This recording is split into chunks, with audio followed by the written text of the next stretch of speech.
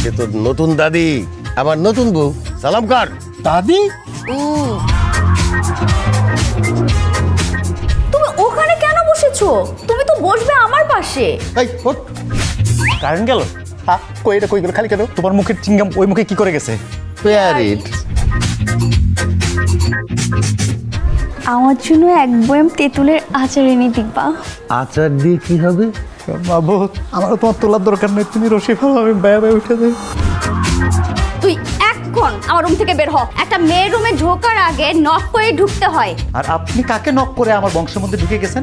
তোর চেয়ে 5 গুণ বয়সে একটা বুড়া লোককে বিয়ে করে কি জন্য বুঝি না মনে করছো? আমার মুয়ে মুয়েকে বুইড়া বলবি না। মহিমাটা কে? তোর দাদা মুয়াজ্জেম।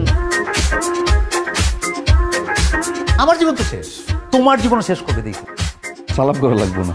সালাম করবি তো তুই, তোর বড় ভাইয়ের বউ, তোর ভাবি। বাইরের কেউ এসে আমার ফ্যামিলিতে আমার বংশে মাতব্বরি করবে, এটা আমি হইতে দেবো না কিন্তু একদম।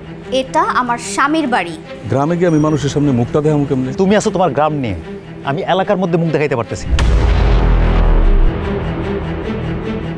মুখ সামলে কথা বলো আদিব। তোমার মতো একটা ফালতু রাস্তার মেয়ের সাথে এখন আমি হিসাব নিকাশ করে কথা বলবো? পারলে নিজেকে বদলাও। এই দাঁড়া, কোথায় যাচ্ছিস? আমি চলে যেতেছি।